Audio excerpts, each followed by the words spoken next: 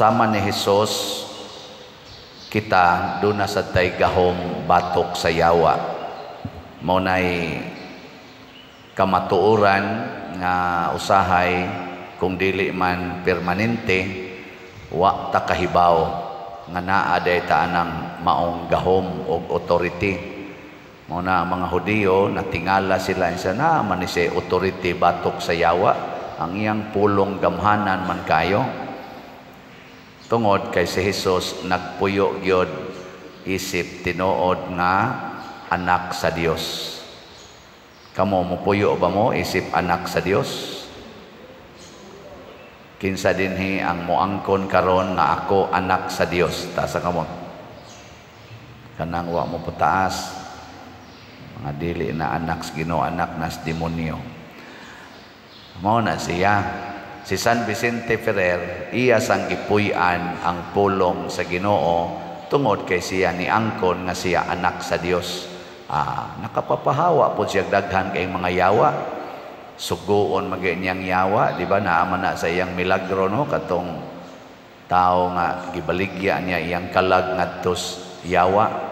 Niya nagbasol siya pagkadungog niya suwali ni San Vicente Ferrer. Nihangyo siya nga kaya naman kuno sila'y kasulatan sa yawa. Ang gidasa sa yawa ang kasulatan, pirma siya ba nga? Imo na ang akong kalag. Nga iyang gihangyo si San Vicente nga tuan na rabato akong gipirmahan, gidara rabato si yawa. Ningo San Vicente, sige atong patunghaon ang yawa. So iyang gipatungha ang yawa. Dahil silang atubangan, iyang giingnan, iuli ng kuan, iuli ng gipirmahan niya. Gikuot sa kuno siyawa sa iyang bulsa. Diha sa dyan kuno ang gipirmahan. Ingon ana ang iyang authority ni San Vicente Ferrer, wa mo kabatian na. Naanas milagro basig ako sa nakabati ato. Mao na kita karon na po natakatuig isip parokya ni San Vicente Ferrer dinhi sa San Vicente Liluan. Hinaot unta nga kamao na tang mogamit sa atong authority kana bang mga pulong nga naay authority ug unsa man nga authority kanang authority bahin sa pagwagtang sa sala nya unsaon man na paghimo diri sa atong unang pagbasa niingon si San Pablo ngadto sa taga Tesalonica duna gyoy katapusan ang atong kinabuhi.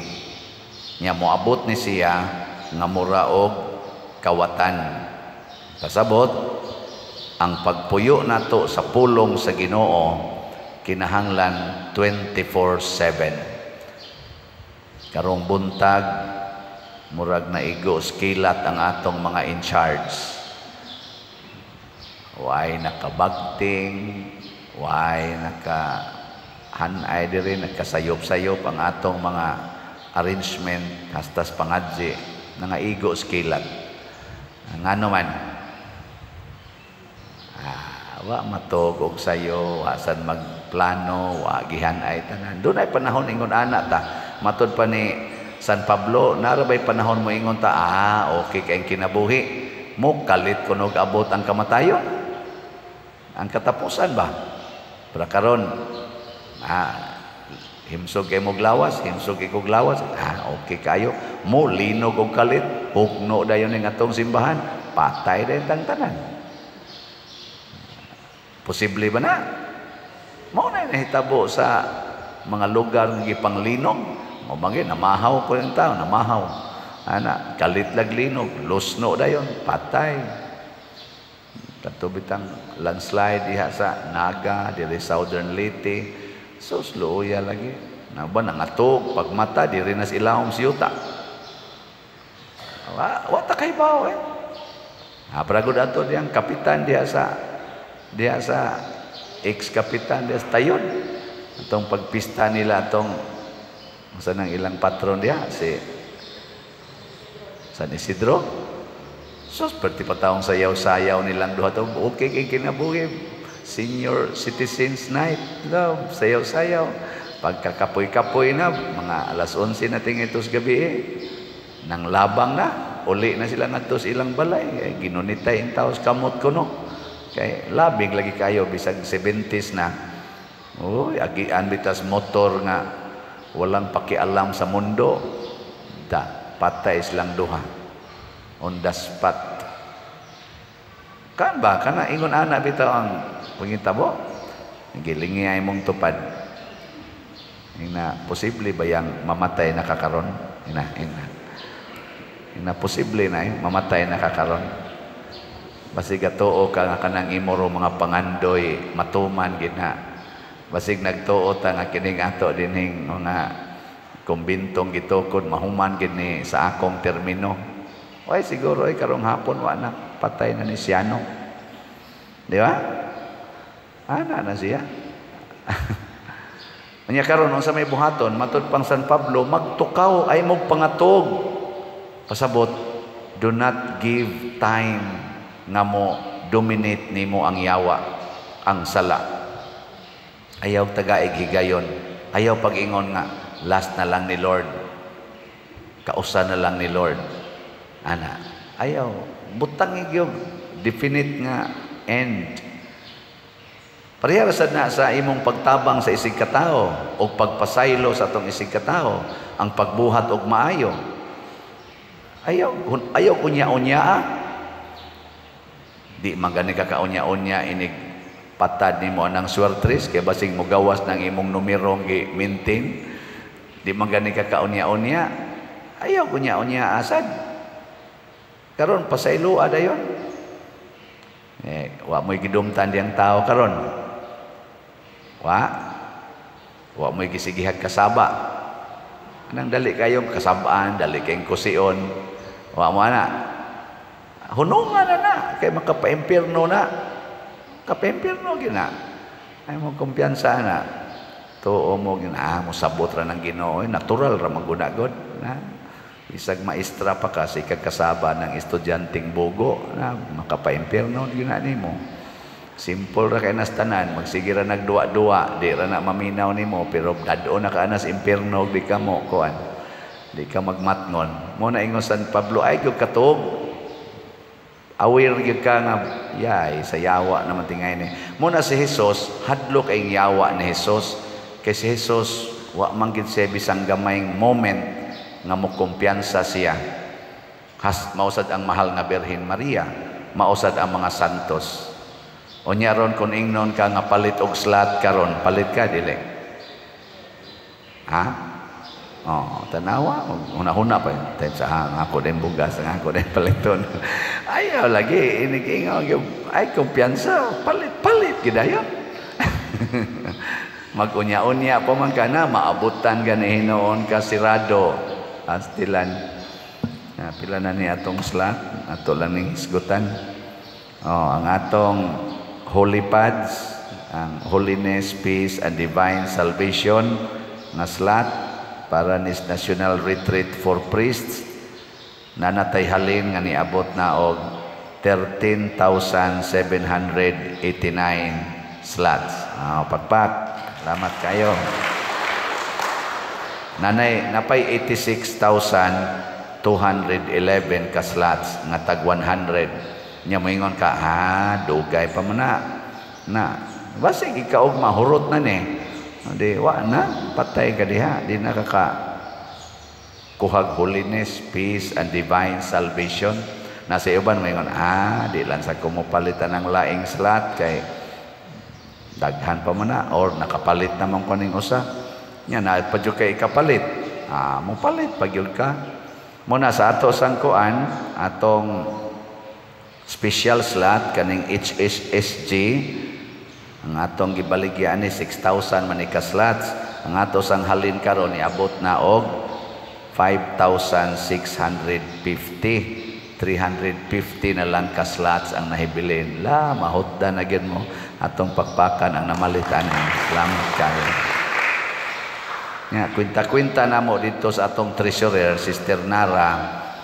Nako, musunod man sa day ang selebrasyon sa mahal nga Birhen sa iyang birthday, karong Biyernes.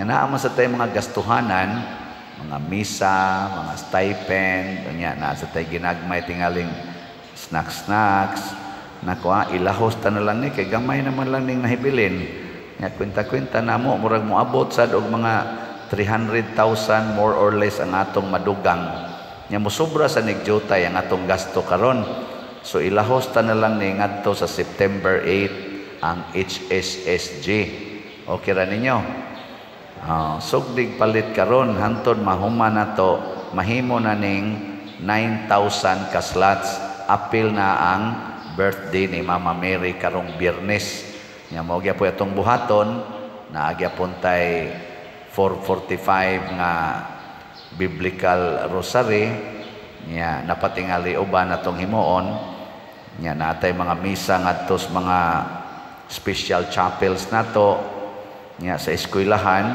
karon pa sa ko nakahuna-huna nga kinahanglan sad nato misahan so makig-arrange lang niya miani sa mga principals o kinsa sang eskwelahan na ang gustong magpamisa kay masig di na sa nila ma-insertan ang ilang schedule pero mas maisag na imisang mga eskwelahan aron makahatag pod silag tribute ni Mama Mary karong September 8 so atong chapels ang dinhi mao gyapon 6 AM, 12:15 PM og 6 PM ang atong high mass ikabirnes nya ang sa Lataban alas 6 sa gabi, San Roque Chapel alas 6 sa gabi, Sambag Chapel alas 7:30 sa gabi, Santa Cruz Chapel 7:30 PM, Lorena Chapel 7:30 PM, Tabla Chapel alas 5 sa hapon nya kaning uban ato lang nang i-arrange ang labi na sa eskwelahan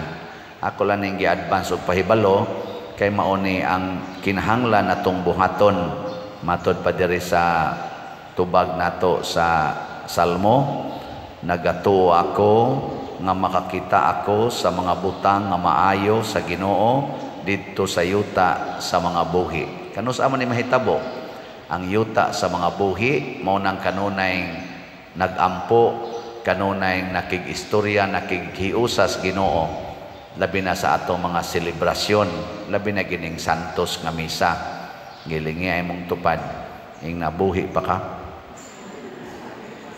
og buhi pa gani nang imong tupad ni ata sa yuta sa mga buhi nya kung patay na gani na patay ning yuta wa man ta didto sa sementeryo buyuta nis mga buhi kanindot anang makakita ta ba kay nag-celebrate pero mo lagi na akong gingon mura magwa kayo pa ma-feel sa atong kana ganing kaigsuonan nga ang parokya di ay napo katuig na kanindot nga niabot tag napo katuig so inigabot na to anig 11 katuig kung buhi pa mosunod suaya nato og himo og dako-dako nga event kung mahimo ba pero di gani sad sagdi lang hangtod na ta mga matay anyway may na lang ni kay wa ta masira nya ang ato mga projects dinhi atong suportahan kay anha sa ta makakita sa Ginoo sa yuta sa mga buhi labaw sa tanan makita gid ang Ginoo didto sa inyong balay kanang panimalay ba kanang pamilya naa diha ang yuta sa mga buhi sa inyong balay imong tan-aw sa mga tao dito buhi o patay sa inyong balay kinsa man ang mga buhi ang tinuod nga buhi malipayon di magpunay away di magpunay pangasaba mo ba nin hitabos yung balay malipayon ba mo o kinasab-anay magkinasab-anay na gani mo managyaw-yaw na gani mo yuta na nas mga patay kay ang sala mo maginay mo patay pero og nagsigi mo pasayloay higugmaay hinatagay tinabangay ana astilan buhi gina sige katapos ang lingi sa imong tupad ing na himuon natong buhi atong panimalay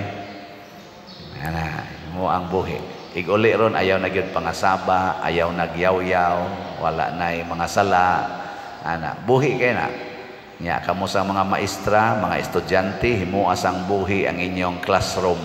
Wa nay magsig pangasaba, wa nay magsigig bullying, ana. Nya ngato sa mga barangay himuon sa natong buhi, labi na karong ting eleksyon, way magsigig dinautay, way magsigig sinawayay, no? Ana, asos buhi kanya atong parokya, ato sa himong buhi, siging palit og slat, sige tag misa, sige tag himog mga kaayuhan, stilan kabuhi. Na karon manghatag ta og mga 600 ka mga pack 5 kilo packed rice. Babuhi sa ning ato ro mga kaigsuonan nga gailaid sa kalisod, ang category D, makadawat ani, mabuhi pong ilang dugo, no? Ana, so salamat nga makadistribute ta, salamat sa mga donors, salamat sa mga mahigugmaon natong kaigsuonan. Nya karong gabi nasa tay gamay nga kasaulugan, mabuhi sang atong dugo ani. So pwede ra sad mo mubalik karong gabi. Alas 6 atong misa, humana at dihay gamay panihapon, muralag get together, ginagmay, dili ginatingali makabusog kayo, pero makalipay nga natay gamay kuan program. Wala buhi na ta, maghigugmaay, buhi gyud tag maghigugmaay. Si San Vicente Ferrer nagpasakit siyang kaugalingon aron ta mabuhi ang iyang mga gihigugma, pero gigamit niya ang tanan sa ngalan sa Ginoo ug para sa Ginoo, kuyog sa mahal nga Birhen Maria. So kita sad mag-alto sa ta, magsakripisyo para mabuhi ang atong isig katao. Manghatag ta, magampo ta, muantos ta, aron ta mabuhi. Manindog na ang mga buhi.